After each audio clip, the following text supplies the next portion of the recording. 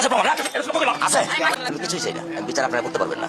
আপনাদের এই ধরনের কোনো রেকর্ড নাই, আপনারা পারবেন না। আমার মেয়েও ফিরে আসবে না, পারবেন না। আপনারা কোনো এক্সাম্পল দাঁড়া করাতে পারবেন? পারবেন না। আমার থেকে স্টেম নেবেন, স্টেমে লিখিত নেবেন? পারবেন না। আপনারা পারবেন না, আপনারা পারবেন না। এটা বড় যুব 15 দিন, এরপর আরেকটা বড় কোনো ঘটনা পড়বে, এটা ধার তলে চলে যাবে, শেষ শেষ। এটা আমি দেখতেছি, আমার বয়স 55, আমার বয়স 55, আমি দেখতেছি। আপনি কি বুঝবেন আমার দুঃখ? আপনি আমার দুঃখ কি বুঝবেন? কিসের ডায়লগ মারেন আপনি আমার কাছে? ডায়লগ মারেন আপনি আমার দুঃখ। আগে শুনছিলাম একজন বাবার হাহাকার, আহাজারি, বুক ভরা কষ্ট আর ভিতরে চাপিয়ে রাখা এক গভীর প্রশ্ন। বলেছিলেন যে আমার মেয়ের বিচার চাই না, কারণ আপনারা তা কখনো করতে পারবেন না। কারণ সে আগে থেকে দেখে এসেছে এমন রামিসার মতো হাজারটা মেয়ে ইতিমধ্যেই দূষিত হয়েছে, খুন হয়েছে, জঘন্যভাবে খুন হয়েছে, কিন্তু আজও পর্যন্ত আমাদের সেই বিচার দিতে পারে নাই, বিচার এনে দিতে পারে। আজকে সে দূষিত হয়েছে, সে খুন হয়েছে। তাকে নিয়ে সোশ্যাল মিডিয়া আমাদের মতো অনেক মানুষ বিভিন্নভাবে কথা বলতেছে, ভিডিও আপলোড করতেছে, নানানভাবে প্রশ্ন করতেছে, নানানভাবে সমালোচনা করতেছে, প্রতিবাদ করতেছে। কয়দিন? আমার কথা হলো কয়দিন? এদেশে যখন রামিসার মতো ছোট্ট শিশুগুলো মারা যায়, রামিসার মতো ছোট শিশুগুলাকে যখন দর্শনের মতো জঘন্য আচরণের মাধ্যমে নিহত করা হয়, খুন করা হয়, সে ব্যাপারে সকলেই প্রতিবাদ করতে থাকে। 1 দিন, 2 দিন, 4 দিন, 5 দিন, 10 দিন, 20 দিন, সর্বোচ্চ 1 মাস। 1 মাসের আগে কখনো কখনো মুছে যায়, কখনো কখনো 1 মাস থেকে অল্প কিছুদিন যায়, আবারও সেই ধামাচাপা পড়ে নতুন ইস্যু এসে সবকিছু নিঃশেষ হয়ে যায়। আমাদের বিবেক কবে ফিরবে? আমাদের ঘুম কবে ভাঙবে? রামিসার মতো কতগুলো শিশু দর্শিত হয়ে মারা গেলে আমাদের ঘুম ভাঙবে? মোট কথা, যতক্ষণ না পর্যন্ত আমার বিচার ব্যবস্থার পরিবর্তন হবে, যতক্ষণ না পর্যন্ত একজন দর্শককে তার বিচারের আওতায় আনা না যাবে, যতক্ষণ না পর্যন্ত একজন দর্শককে ফাঁসির কাস্টে ঝুলানো না হবে, যতক্ষণ না পর্যন্ত একজন খুনিকে খুনের বদৌলতে খুন করা হবে, ফাঁসির কাস্টে ঝুলানো না হবে, ততক্ষণ পর্যন্ত এই বিচার ব্যবস্থার মাধ্যমে দেশে কোনো শান্তি শৃঙ্খলা আসবে না। দেশ উশৃঙ্খলই থাকবে, দেশের ভিতরে স্থিতিশীলতা আসবে না। স্থিতিশীলতা আসার জন্য একমাত্র কারণ হলো আমার বিচার ব্যবস্থাকে সঠিক করতে হবে, বিচারটাকে সঠিকভাবে আদায় করতে হবে। যখন কোনো দর্শক দর্শন করবে, তাকে সাথে সাথে ফাঁসির কাস্টে ঝোলাতে হবে। যখন একজনকে সঠিকভাবে বিচার করা হবে, একজন দর্শককে যখন সাথে সাথে ফাঁসির কাস্টে ঝোলানো হবে, তখন অন্যদের ভিতরে ভয় আসবে না, বাংলাদেশের বিচার ব্যবস্থা ঠিক আছে, এখানে যদি অন্যায় করা হয় তাহলে আমাকে ফাঁসির কাস্টে ঝুলতে হবে। তখন আর নতুন করে দর্শক জন্ম নেবে। আজকে প্রতিনিয়ত ঘরে ঘরে দর্শক জন্ম নেওয়ার অন্যতম কারণ হলো আমার বিচার ব্যবস্থা ঠিক নয়, আমার বিচার ব্যবস্থা বিচার করতে জানে না, আমার বিচার ব্যবস্থা একজন দর্শকের বিচার করতে জানে না, একজন দর্শককে শাস্তি দিতে পারে না, শাস্তি দিতে জানে না। যার ফলে আজকে বিচারের প্রতি এমন বাবাদের মতো হাজারো বাবাদের অনাস্থা চলে আসছে।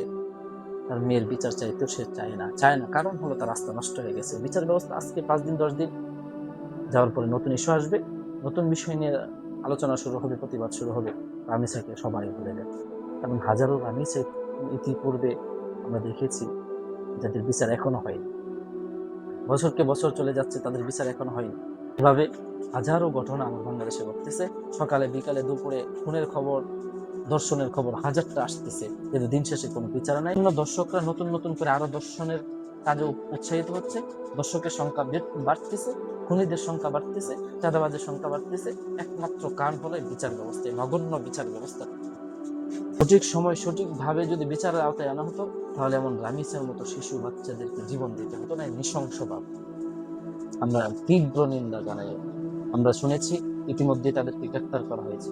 আমরা চাই 1-2 দিনের মধ্যে এদেরকে ফাঁসির কাস্টে প্রকাশ্যে ঝোলানো হোক, যেন এদের থেকে এমন ভাবে শিক্ষা নেয় হাজারো মানুষ যেন ভয়ে থাকে যে দর্শনের কাজে যাইতে গেলে কমপক্ষে রামিসার হত্যাকারীর প্রতি খেয়াল রাখে বা তার প্রতি দৃষ্টি আসে যে এমন ভাবে তো আমাকে ফাঁসিতে ঝোলানো হবে, সুতরাং দর্শন করা যাবে।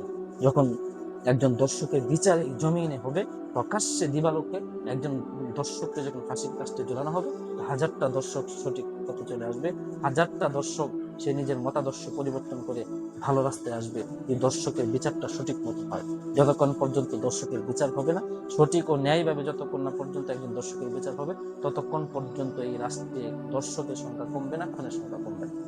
আমরা সকলের কাছে অনুরোধ জানাই, আবেদন জানাই, যাদেরকে ইতিমধ্যে গ্রেফতার করা হয়েছে, অল্প সময়ের মধ্যে এদেরকে জনসম্মুখে প্রকাশ্যে ফাঁসির কাস্টে ঝুলানো হয়। যেন রামিসার মতো আর জীবন দিতে না হয়। অনেক জীবন দিয়েছে, আর কত ভাই, আর কত জীবন নিলে আপনারা আপনাদের ঘুম ভাঙবে?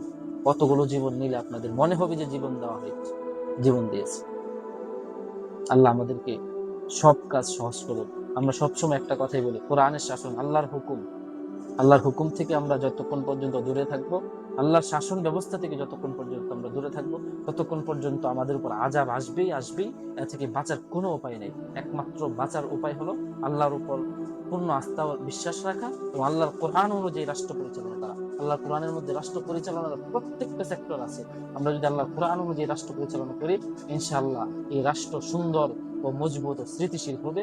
এখানে কোনো বিবাদ হবে না, কোনো বিভাজন হবে না, কোনো দর্শক জন্ম নেবে না, কোনো চোর বাটপার লম্পট ইতর বদমেশ জন্ম নেবে না, কোনো খুনি জন্ম নেবে না, ইনশাআল্লাহ, যদি আমরা আল্লাহর কোরআন অনুযায়ী রাষ্ট্র পরিচালনা করতে পারি। আল্লাহ রাব্বুল আলামিনের কাছে চাই, আল্লাহ রাব্বুল আলামিন যেন আমাদের সকলকে সঠিক বুঝ দান করেন এবং সঠিকটা বুঝে তার উপর আমল করা তৌফিক দান করেন। আমিন। আসসালামু আলাইকুম ওয়া রাহমাতুল্লাহি ওয়া বারাকাতুহু।